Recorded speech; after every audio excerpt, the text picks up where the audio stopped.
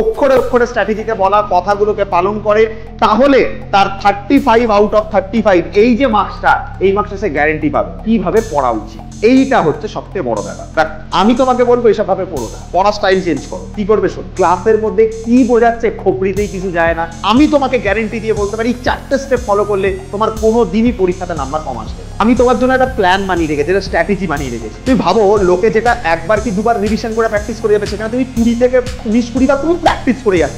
আমি গ্যারেন্টি দিয়ে বলতে পারি 35 আউট অফ 35 তোমার জাস্ট এরকম নেবে, এরকম পকেটে বুকের ভেতর ঢুকিয়ে দেবে। আর পকেটে না, বুকের ভেতর ঢুকিয়ে দেবে। যারা আশা ছেড়ে দিয়েছিল, হাল ছেড়ে দিয়েছিল, 10 তারিখ থেকে যেরকম রুটিন বানালাম 7 দিন করে আরামসে সিলেবাস শেষ হবে, আরামসে। কারণ তুমি আমার ছাত্র বা তুমি আমার ছাত্রী, সেই তোমার ভালো হওয়াটাই আমার কাছে সব থেকে বড় খুশি। একটা টিচারের জীবন মিলে দিয়ে প্রক্রিয়া যে তার স্টুডেন্টকে সবসময় তার পাহাড়ে দেখায়। Hello students, welcome back to our channel সোমস classroom. আজকের এই ভিডিওটা হচ্ছে তোমাদের জন্য ফিজিক্সের স্ট্র্যাটেজি। কোন ক্লাসের জন্য? ফর ক্লাস 12, অর্থাৎ যারা উচ্চ মাধ্যমিকের প্রিপারেশন নিচ্ছ, 3rd সেমিস্টারে এক্সাম দেবে, তাদের জন্য ফিজিক্সের স্ট্র্যাটেজি। তো আমি তোমাকে বলবো যে তুমি এই ফিজিক্সের যে স্ট্র্যাটেজিটা এইখানে যেটা বলা হলো বা বলা হবে, সেই স্ট্র্যাটেজিটা যদি কেউ একদম শেষ অবধি ভালোভাবে দেখে, যদি শেষ অবধি যদি ভিডিওটাকে ভালো করে ফলো করে, যেভাবে আমি বলেছি মন দিয়ে যদি শোনে এবং অক্ষরে অক্ষরে স্ট্র্যাটেজিতে বলা কথাগুলোকে পালন করে, তাহলে তার 35 আউট অফ 35 এই যে মার্কসটা, এই মার্কসটা সে গ্যারেন্টি পাবে। কিন্তু একটা কথা মাথায় রাখবে যে ফাঁকিবাজি করলে চলবে না, পড়াশোনা করতে হবে, খাটতে হবে, পরিশ্রম করতে হবে, যেরকম বলা হয়েছে সেরকম চলতে হবে। ঠিক আছে? তো কিভাবে পড়বো, কি ওয়েতে পড়বো, দেখো একটুখানি তোমাদেরকে বলি। তো প্রথমত আমি একটা কাজ করব, আমি একটা ওয়ে তোমাকে বলছি তোমার সামনে, যেটা যদি শুনে চলো আশা করি তোমার কাছে সেটা হেল্পফুল হবে।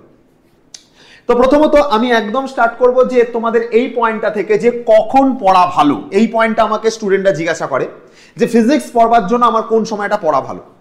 অ্যাকচুয়ালি সাবজেক্ট পড়ার সেরকম ভাবে পার্টিকুলার কোনো সময় হয় না, তবে আমি তোমাকে বলবো তুমি যখন সকালবেলা ঘুম থেকে উঠছো, তোমার তখন মাইন্ডটা ফ্রেশ থাকে, তোমার মাইন্ড তখন বিভিন্ন রকম থিঙ্কিং, ক্রিটিক্যাল থিঙ্কিং গুলো তোমার মাইন্ড ভালো করতে পারবে, মাইন্ড ভালো সেই সময় চলবে। যদি সেই সময় তোমার ভালো যদি লাগে ফিজিক্স পড়তে, এবং ফিজিক্স যদি তোমার সেই পড়াটা খুব উপযোগী হয় বা দরকারি লাগে, তো অবশ্যই সেই টাইমে সকালবেলা উঠে তোমার মাইন্ড সেই সময় ফ্রেশ থাকে, সবে সবে ঘুম থেকে উঠেছো, একদম ফ্রেশ মুড, তো সেই সময় তুমি পড়তে পারো। অথবা তুমি এটাকে পড়তে পারো রাত্রিবেলা বা ইভিনিং এ, যখন তুমি হচ্ছে বাইরে থেকে ঘুরে এসছো বা খেলে এসছো বা কোনো কাজ করে এসছো, তোমার যখন মুডটা ফ্রেশ রয়েছে, ফ্রেশ টাইমে তোমার সবসময় ফ্রেশ টাইমটা তোমার ফিজিক্সে দেওয়া ভালো। কারণ ফিজিক্স এমন একটা সাবজেক্ট, ক্রিটিক্যাল থিঙ্কিং এর সাবজেক্ট, যেটা তোমাকে চিন্তা ভাবনা করতে লাগে, ভাবতে লাগে, কোনো জায়গাতে তোমাকে ইকুয়েশন ভাবতে হয়, কোনো জায়গাতে কোয়েশ্চেন পড়ে সেটার মানে বুঝে ডিফিকাল্ট কোয়েশ্চেনগুলোকে সলভ করতে হয়, তো বিভিন্ন থিঙ্কিং কাজে লাগে, একটু ডিপ থিঙ্কিং লাগে। তো সেই জন্য আমি তোমাকে বলবো ফিজিক্স পড়বার বেস্ট টাইম, যে টাইমটাতে তোমার মুড ফ্রেশ থাকবে। কোন টাইমে মুড ফ্রেশ থাকে? আইদার সকালবেলা ঘুম থেকে ওঠার পর, নয়তো ইভিনিং বা রাত্রিবেলা। তো এই টাইমে যদি তুমি পড়ো, তাহলে তোমার ফিজিক্স অবশ্যই তোমার কাছে একটা পড়ে একটা ভালো লাগবে এবং পড়তে পারবে অবশ্যই। আচ্ছা, এবার আমি বলবো যে কিভাবে পড়বো, মানে তোমাদের কিভাবে পড়া উচিত, এইটা হচ্ছে সবচেয়ে বড় ব্যাপার। দেখো, ফিজিক্সে 35 আউট অফ 35 পেতে হলে কিছু টেকনিক অ্যাপ্লাই করতে হয়। প্রথম টেকনিক কি? মনে করো তুমি একটা চ্যাপ্টার পড়ছো, লেটসে তড়িৎ ক্ষেত্র পড়ছো। দেখো, আমরা সবাই জানি যে আমাদেরকে প্রমাণ কিন্তু পরীক্ষাতে আসবে না, এটা আমি জানি। তোমার যে প্রমাণ সেটা তোমার পরীক্ষাতে আসবে না। ধরো তুমি আমি কথার কথা একটা বলছি, গাউসের সূত্রের তুমি প্রমাণ করছো, গাউসের সূত্রের প্রমাণ এখন আর দেবে না, এমসিকিউ সিস্টেম হয়ে গেছে, তো প্রমাণ তো করতে তোমাকে দেবে না। এবার এই কারণের জন্য ছেলেমেয়েরা কি করে, আমি বেশিরভাগ ছেলেমেয়েদেরকে দেখেছি জাস্ট ফর্মুলাটাকে মুখস্থ করে নেয়, মুখস্থ করে নিয়ে ওর ওপর 2-4টে এমসিকিউ করবার চেষ্টা করে, আটকে যায়, হয় না। বা বইয়ের উদাহরণ দেখে করবার চেষ্টা করে, কিছু 2-1টা যদিও বা না হলো, 10 বার বইয়ের পাতা উল্টে উল্টে দেখলো, একবার হলো না, আর একটু বইয়ের পাতা দেখে নিল, হচ্ছে না, আটকাচ্ছে, আবার তারপর একটু কি করলো, এই ইউটিউব ঘেটে, এই ঘেটে ওই ঘেটে যদি ভিডিও সলিউশন খোঁজার চেষ্টা করে। আমি তোমাকে বলবো এসব ভাবে পড়ো না, পড়া স্টাইল চেঞ্জ করো। কি করবে শোনো, সবার আগে তোমাকে হচ্ছে যে টপিকটা তুমি পড়ছো, সবার আগে তার কনসেপ্ট ক্লিয়ার করো, সবার আগে তার কনসেপ্ট ক্লিয়ার করো। সবার আগে দরকার কনসেপ্ট, কনসেপ্ট ইজ পাওয়ার, এটা সবার আগে থাকা জরুরি। এবার কনসেপ্ট কিভাবে ক্লিয়ার করব? কনসেপ্ট ক্লিয়ার করবার জন্য তোমার কাছে অনেকগুলো ওয়ে রয়েছে। কি কি? নাম্বার 1 হচ্ছে তুমি যে কোনো একটা স্যারের কাছে পড়ো, কিন্তু তার কাছে ভালোভাবে পড়ো। যদি অফলাইনে তোমার কাছে বেশি ভালো লাগে অফলাইনে স্যারের কাছে পড়বে, ওকে অফলাইনে স্যারের কাছে পড়ো, তার কাছে যদি পড়ে বুঝতে পারো, তার কাছে যদি পড়ে ডিটেলসে মনে হয় ডিটেলসে পড়ানো হচ্ছে, তোমাকে ঠিকঠাকভাবে পড়ানো হচ্ছে, তাহলে সেখানে পড়ো। কিন্তু দেখবে বেশিরভাগ স্টুডেন্ট অফলাইনে যায়, গিয়ে প্রথমত 2 থেকে 3টে প্রবলেম তাকে ফেস করতে হয়। নাম্বার 1 হাই ফিজ থাকে, ঠিক আছে, তো অ্যাফোর্ড করতে পারে না। নাম্বার 2 হচ্ছে যে তোমার সব থেকে বড় যেটা সমস্যা, ক্লাসের মধ্যে কি বোঝাচ্ছে খোপড়িতেই কিছু যায় না, এতজন ব্যাচের মধ্যে বসে থাকে কি পড়াচ্ছে খোপড়িতেই কিছু যায় না।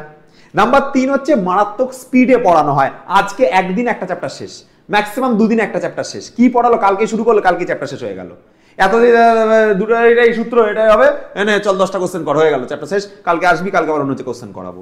এই 3টে প্রবলেম বেসিক্যালি যে কোনো স্টুডেন্টকে ফেস করতে লাগে। তাহলে নাম্বার 1 টিউশন ফিজ বেশি, নাম্বার 2 স্টুডেন্টের যেটা পড়ানো হয় খোপড়িতে কিছু যায় না, ঢোকে না মাথায়, আর নাম্বার 3 স্পিডে আজকে গেলাম কালকের মধ্যে সিলেবাস শেষ, আজকে 2টো চ্যাপ্টার শেষ, কালকে একটা চ্যাপ্টার শেষ, পরের দিন একটা চ্যাপ্টার শেষ, দিনে একটা করে 2টো করে চ্যাপ্টার শেষ হয়ে যাচ্ছে, বা 2টো কি 3টে ক্লাস একটা করে চ্যাপ্টার শেষ করে দিচ্ছে, ওপর একটা পড়িয়ে বেরিয়ে যাচ্ছে। তো কনসেপ্টটাই যে ডেভেলপ হওয়ার কথা সেই কনসেপ্টটাই প্রপার ভাবে ডেভেলপ হয় না। আর কোনো জিনিসে অসুবিধা হলে স্যারকে দেখে ভয় লাগে, বলতে পারে না।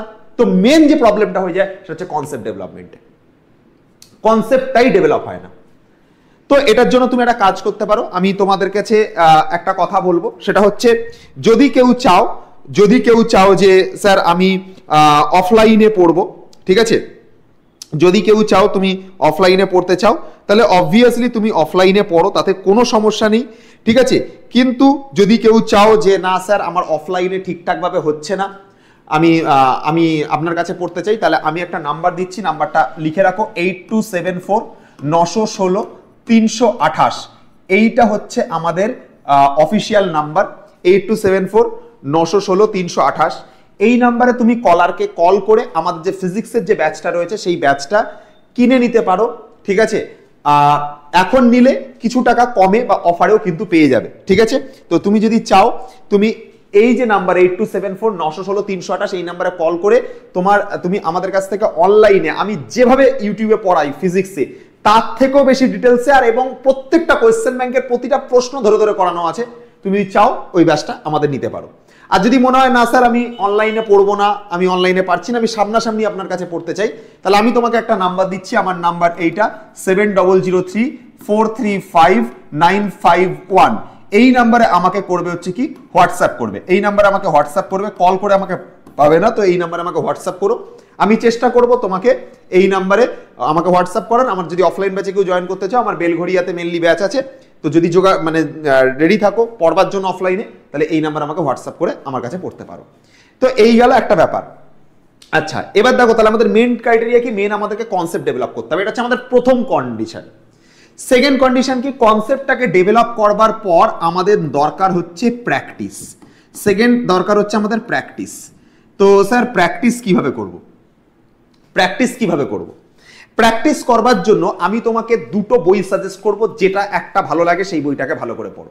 যেমন আমাদের যদি কেউ বলে যে কোন বইটা ভালোভাবে প্র্যাকটিস করা উচিত, আমি তোমাকে প্রেফার করব যে তোমার কাছে যদি এই বইটা থাকে, যে 60-60 যে বইটা উচ্চ মাধ্যমিকের যে বইটা 60-60 রায়ান মার্টিনের, এই বইটাতে খুব সুন্দর সুন্দর প্রশ্ন দেওয়া আছে এবং প্রতিটা প্রশ্ন কোনো না কোনো স্কুলের পরীক্ষা এসছে, প্রতিটা প্রশ্ন কোনো না কোনো ইয়ারে পড়েছে, প্রতিটা কোশ্চেন কোনো না কোনো সালে এসছে, প্রতিটা প্রশ্ন কোনো না কোনো উচ্চ মাধ্যমিক পরীক্ষাতে এসছে, প্রতিটা প্রশ্ন তোমাদের সংসদের যে মক টেস্ট সেখানকার কোশ্চেন, প্রতিটা জিনিসই তোমার এরকম ভাবে রয়েছে। যেমন এই পেপারটাই দেখো, এই পেপারটাকে আমি একটু জুম করছি, দেখো, ঠিক আছে, দেখো এই পেপারটাই দেখো কি এসছে, দেখো central girls higher secondary school 2022, এইটা দেখো কোথায় এসছে, জেনপাস 2010। এরকম ভাবে প্রত্যেকটা প্রশ্নের পাশে তুমি কিছু না কিছু এরকম পাবেই। আমি আর একটা তোমাকে পেপার দেখাচ্ছি, দাঁড়াও, আমি এইগুলো এত কিছু সব কোশ্চেন ধরে ধরে করাই। আমাদের ব্যাচের দেখো একটা কোশ্চেন দেখো, এটা দেখো WBCHEC 2022, এটা দেখো বেলদা প্রভাতী বালিকা বিদ্যালয়ের কোশ্চেন, এটা দেখো WBCHEC 2018, এ দেখো এটা হচ্ছে কি ঝাড়গ্রাম কুমুদ কুমারী স্কুলের কোশ্চেন, এটা লালগোপাল হাই স্কুলের কোশ্চেন। দেখতে পাচ্ছ যে প্রত্যেকটা কোশ্চেন কোনো না কোনো জায়গায় সেটা আবার যেইটাও পড়েছিল, তাহলে প্রত্যেকটা প্রশ্ন কোনো না কোনো স্কুলের পরীক্ষা পড়েছে, প্রত্যেকটা প্রশ্ন কোনো না কোনো মক টেস্টে এসছে, প্রত্যেকটা প্রশ্ন কোনো না কোনো ইয়ারে এসছে বা সংসদ নমুনা প্রশ্ন, মানে এই বইটার মধ্যে প্রতিটা প্রশ্ন কোথাও না কোথাও এসছে। তাই জন্য কেউ যদি এই বইটাকে শুধুমাত্র ভালোভাবে স্টাডি করে তাহলে তার সব ধরনের এমসিকিউ কভার করা হয়ে যাবে। এবং যারা আমাদের ব্যাচে আছে, তুমি লক্ষ্য করে দেখো, আমি প্রত্যেকটা অঙ্ক টিক মারা আছে, দেখো প্রত্যেকটা অঙ্ক করিয়েছি। এ দেখো, লক্ষ্য করে দেখো, এখানে প্রত্যেকটা অঙ্ক করিয়েছি, প্রত্যেকটা অঙ্ক দেখো করিয়েছি, প্রত্যেকটা অঙ্ক দেখো করিয়েছি। ঠিক আছে, আমি প্রতিটা অঙ্ক করিয়েছি। দেখো এখানে, এখানে দেখো, তাকিয়ে দেখো, দেখো প্রত্যেকটা অঙ্ক করানো আছে, প্রতিটা অঙ্ক আমি করাই ধরে ধরে এই বইটার। ঠিক আছে, যারা আমাদের ব্যাচে আছে তারা আমাদের এই ভিডিও পুরো ফুল পেয়ে যাবে, প্রত্যেকটা অঙ্ক করানো হয়। তো আমি তোমাকে সির্ফ একটাই কথা বলবো, তুমি যদি চাও, এই মোমেন্টে আমি ধরো অন্য কোনো পেজ দেখাচ্ছি, দেখো এই দেখো, এই পেজটা দেখো, এই পেজটা দেখো, স্কুলে আসা কোশ্চেন, স্কুলে আসা কোশ্চেন। দেখো এই পেজটা দেখো, স্কুলে আসা কোশ্চেন, স্কুলে আসা কোশ্চেন। তার মানে বুঝতে পারছো যে প্রতিটা প্রশ্ন কোনো না কোনো স্কুলে পড়েছে, এটা দেখে নিশ্চয়ই বুঝতে পারছো। তাহলে আমাদের কি উচিত? আমাদের প্রথমত যেটা উচিত সেটা কি? আমাদের প্রথমত যেটা উচিত যে স্যার, আমাদের সবার আগে যেটা করতে লাগবে সেটা হচ্ছে আমরা কনসেপ্টটাকে কোনো জায়গা থেকে ভালো করে বুঝবো। যারা অনলাইন ব্যাচে আছে বা যারা অফলাইনে আছে, আমরা সবাই জানি আমি অনেক ডিটেলসে ধরে ধরে পড়াই, অনেক ডিটেলসে। তো কনসেপ্ট ওখানেই ক্লিয়ার হয়ে যাবে। তারপর প্রত্যেকটা প্রশ্ন ধরে আমি প্র্যাকটিস করাবো। 660 বইয়ের প্রত্যেকটা কোশ্চেন প্র্যাকটিস করাই, তুমি চাইলে নিজেও করতে পারো, যদি একা পারো তো ভালো কথা। ওই বইটাকে আমি পুরো ধরে ভালো করে তোমাদেরকে প্র্যাকটিস করিয়েছি, করাচ্ছি। অ্যাপে যারা আছো পাচ্ছ, যারা অফলাইনে পড়ো তারা পাচ্ছ, এবং যারা নিউ রয়েছে যদি পরবর্তীকালে জয়েন করবে বলে মনে করো তারাও পারবে, পেয়ে যাবে। আমাদের অ্যাপে ক্লাস নিলে ওর মধ্যে পেয়ে যাবে, সব পেয়ে যাবে। তো মেন কথা, তুমি যদি ক্লাস নাও, তোমার একটাই টার্গেট থাকবে, কনসেপ্ট ভালো করে শেখা এবং তারপর ভালো করে সেটাকে প্র্যাকটিস করা ওই বইটা থেকে। এটা হচ্ছে তোমার সেকেন্ড স্টেপ থাকবে। থার্ড স্টেপ তোমার কি থাকবে? যেটা প্র্যাকটিস করে তুমি যেটা শিখলে, যেটা প্র্যাকটিস করে তুমি শিখলে, সেটার ওপর মক টেস্ট তোমাকে দিতে হবে। সেটার ওপর কি করতে হবে? মক টেস্ট দিতে হবে। মক টেস্ট স্যার কোথা থেকে দেবো? তুমি যে বইটা পড়েছো, যে বইটা থেকে প্র্যাকটিস করছো, সেটার উপরই মক টেস্ট দাও। আর একবার 10টা-15টা র্যান্ডম কোশ্চেন তোলো, বা কোনো বন্ধুকে বলো বা কোনো স্যারকে বলো, বা যদি কেউ পরীক্ষা না নেয়, তোর স্যার পরীক্ষা নিচ্ছে না, তাহলে অন্য কোনো বন্ধু করে হোক বা মাকে হোক, বাবাকে হোক, বা কেউকে দিয়ে তুমি র্যান্ডম এর থেকে দুটো 3টে 4টে কোশ্চেন নিয়ে পরীক্ষা দাও। বা তুমি চাইলে তুমি এই বই থেকে এটা পড়ছো, ছায়ার উদাহরণটার উপর পরীক্ষা দিয়ে নাও, যেরকম ম্যাথের ক্ষেত্রে বলেছিলাম। ওরকম মক টেস্ট দাও নিজেকে প্রতিটা টপিকের উপর। এবং মক টেস্ট দেওয়া হয়ে গেলে তারপরে 4 দিন বা 5 দিন পর ওই টপিকটাকে একবার রিভিশন করো। আমরা কি করি? আমরা পড়ি অনেক কিছু, স্যার এটা পড়ে নিই, ওটা পড়ে নিই, সবই পড়ে নিই, কিন্তু রিভিশন করতে ভুলে যাই। আজকে তড়িৎ ক্ষেত্র পড়লে, 2 সপ্তাহ পড়লে না, তুমি দেখবে সব তুমি ভুলে গেছো। এই যে পড়া, এত কনসেপ্ট দেখে ভিডিও দেখে শেখা, বা কারো কোনো স্যারের কাছে পড়া, বা কোনো অনলাইন টিউশন নিচ্ছ, সেখানে ভিডিও দেখে পড়া, কনসেপ্ট শিখছো, প্র্যাকটিস করছো, মক টেস্ট দিচ্ছ, তারপরে রিভিশন করছো না, তুমি কিন্তু সব ভুলে যাবে। তাহলে 4টে স্টেপ: কনসেপ্ট শিখতে হবে, প্র্যাকটিস করতে হবে, মক টেস্ট দিতে হবে এবং রিভিশন করতে হবে। যদি এই ওয়েতে তুমি যদি ভালো করে চলো, আমি তোমাকে গ্যারেন্টি দিয়ে বলতে পারি 4টে স্টেপ ফলো করলে তোমার কোনো দিনই পরীক্ষাতে নাম্বার কম আসবে না। এই হচ্ছে মেন 4টে স্টেপ। এবার আমি তোমাকে একটা গেম প্ল্যান তোমার জন্য রেডি করে রেখেছি। গেম প্ল্যান কিভাবে আমি বানাবো, কিভাবে আমি করবো, আমি সব বলছি। তার আগে আমি এটা তোমাকে বলে নেবো যে কোন বই পড়বো। দেখো বাবু, তোমাকে আগে শিখতে হবে টিচারের কাছ থেকে। তোমাকে আগে শিখতে হবে, সে তুমি অফলাইন টিচারের কাছে শেখো, সে তুমি আমার কাছ থেকে শেখো, বা অন্য কোনো অনলাইন টিচারের কাছ থেকে শেখো। তোমাকে প্রথম স্টেপ শিখতে হবে, তোমাকে কোনো কনসেপ্ট ফলো করতে হবে। এবার কনসেপ্টটাকে শেখার পর সেই টিচার যদি তোমাকে কোনো নোটস দেয়, তাহলে অবভিয়াসলি সেই নোটটাকে আগে ভালো করে স্টাডি করবে। করা হয়ে যাওয়ার পর তোমার যে কোনো টেক্সট বই ভালো লাগে তুমি পড়ো। তুমি চাইলে ছায়া পড়তে পারো, তুমি চাইলে সাঁতরা পড়তে পারো, তুমি চাইলে রায়ান মার্টিন পড়তে পারো, তুমি চাইলে আদার্স কোনো বই থাকলে সেটাও পড়তে পারো, ওটাতে কোনো ফ্যাক্টর না। বই যে কোনো কিছু ভালো, কিন্তু প্র্যাকটিসের জন্য আমি কেবল 2টো বই তোমাকে সাজেস্ট করবো যেটা তোমার প্র্যাকটিস করা উচিত। আইদার 60-60 বুক রায়ান মার্টিনের, ঠিক আছে, 60-60 বুক রায়ান মার্টিনের। এর মধ্যে আমি দেখালাম প্রতিটা প্রশ্ন, আমি তো দেখালাম এই বইটা থেকে প্রতিটা প্রশ্ন কোনো না কোনো স্কুলের পরীক্ষা এসছে, কোনো না কোনো মক টেস্ট এসছে, কোনো না কোনো সময় পরীক্ষাতে প্রশ্নটা পড়েছে। তাহলে এই বইটার পড়লে তোমার সব স্কুলের কোশ্চেন করা হয়ে যাবে, সব মক টেস্ট আসা কোশ্চেন করা হয়ে যাবে, সব ইয়ার আসা কোশ্চেন করা হয়ে যাবে, সব ধরনের প্রশ্ন করা হয়ে যাবে। তাহলে এই বইটা তুমি পড়তে পারো, অথবা তুমি রায়ান মার্টিনের প্রশ্ন বিচিত্রাটাকে সমাধান করতে পারো। রায়ান মার্টিনের যেটা প্রশ্ন বিচিত্রা রয়েছে, সেই প্রশ্ন বিচিত্রাটাকে সমাধান করতে পারো প্র্যাকটিসের জন্য।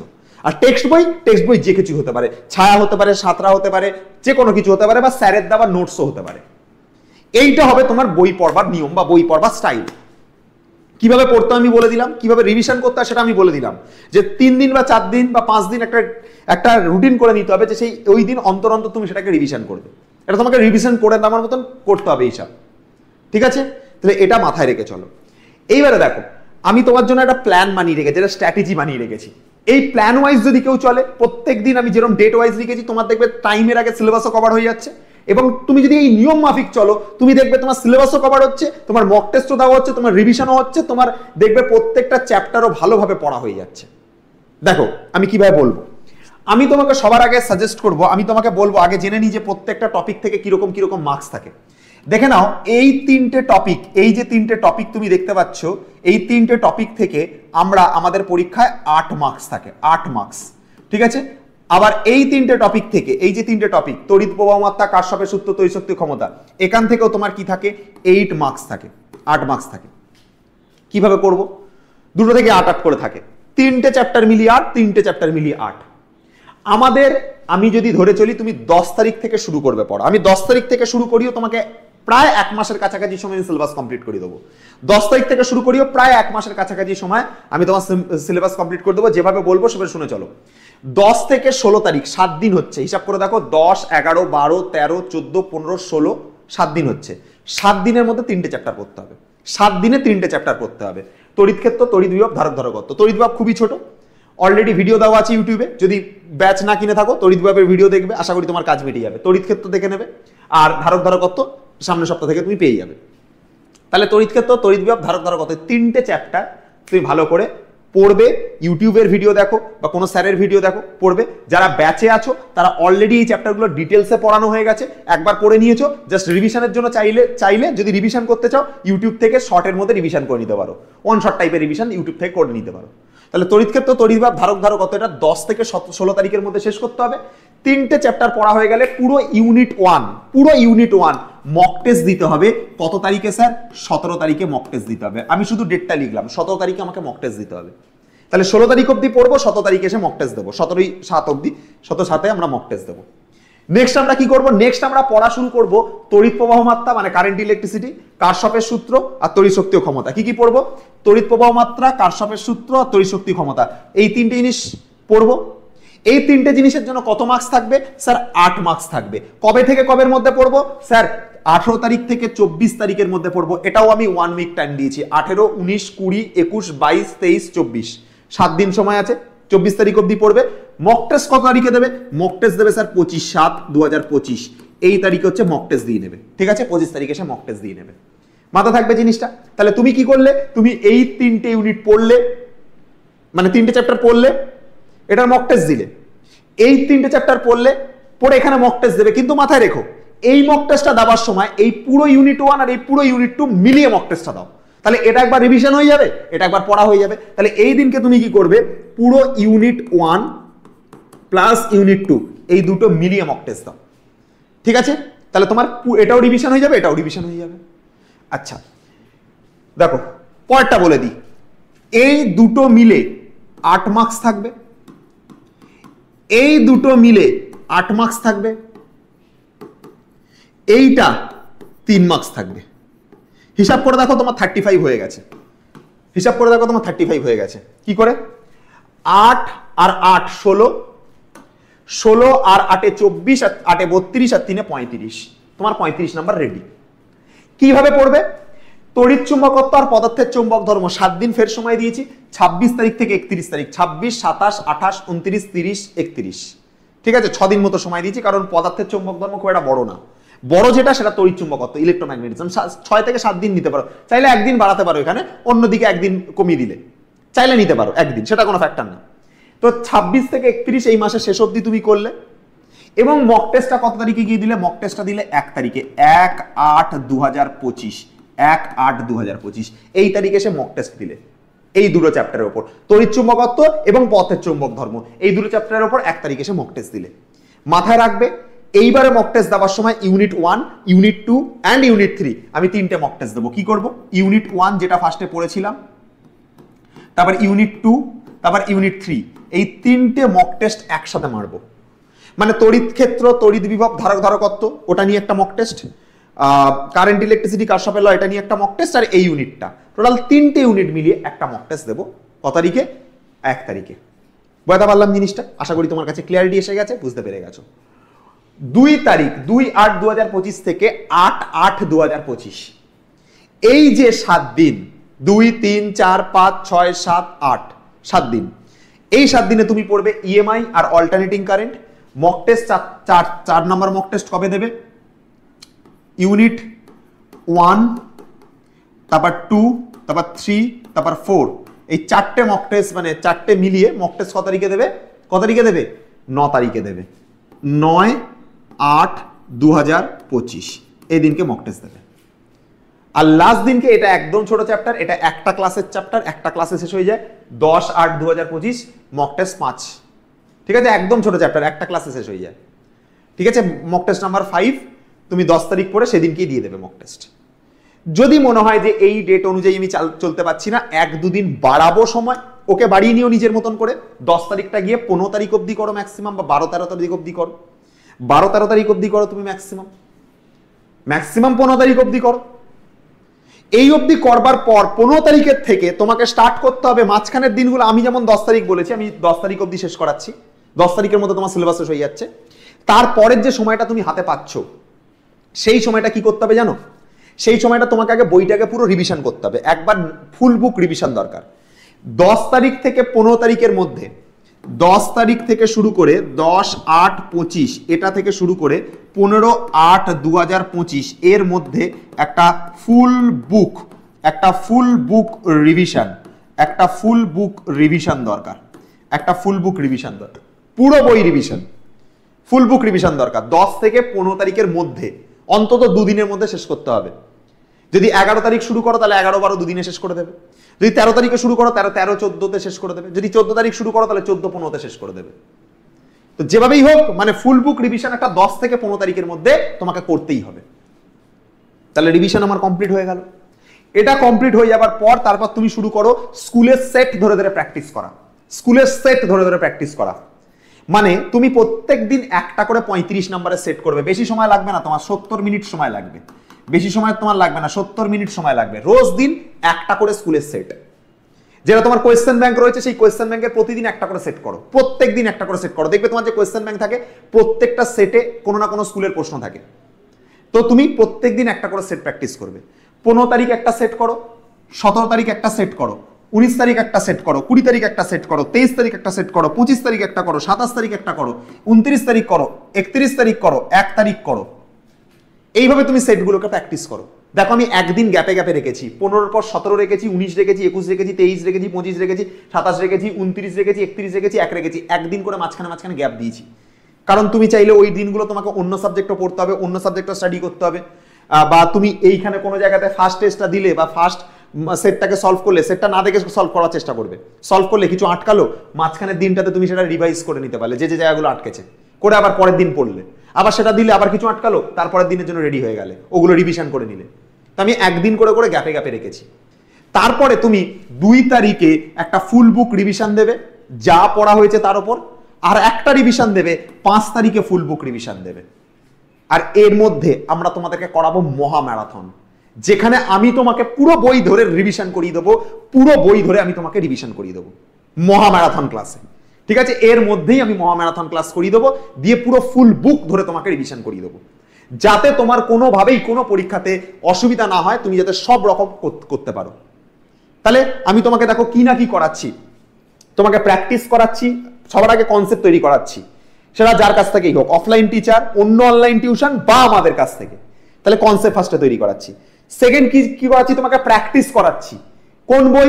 আইদার 60-60 অর রায়ান মার্টিন, কারণ ওর মধ্যে যে কোশ্চেনগুলো আছে স্কুলের কোশ্চেন বা তোমার মক টেস্ট আসা কোশ্চেন বা পর্ষদ নমুনা কোশ্চেন, তো ওই জিনিসগুলো আগে করাচ্ছি, বা সংসদ নমুনা কোশ্চেন বা তোমার হচ্ছে ইয়ারে আসা কোশ্চেন। তাহলে মক টেস্ট মানে প্র্যাকটিস করাচ্ছি তোমাকে। তারপর যা পড়ানো হয়ে গেল সেটা প্র্যাকটিস করিয়ে দিলাম, তারপর সেটা আবার রিভিশনও করিয়ে দিলাম। আর তুমি এতবার যখন তুমি প্র্যাকটিস করো না, তোমার পেন চালাতে লাগবে না কষ্ট করে, পেন দেখবে অটোমেটিক চলতে থাকছে ফিজিক্সের জন্য, অটোমেটিক চলবে। তুমি চিন্তা করতে লাগবে না যে এটার পরে এটা কি ধরবো, এটা কি করবো, কারণ কোথায় সূত্র ফেলবো, কোথায় কি করবো, কোথায় কোন কনসেপ্ট লাগবে, অটোমেটিক ব্রেনে click click click click click click করতেই থাকবে, অটোমেটিক ক্লিক করবে।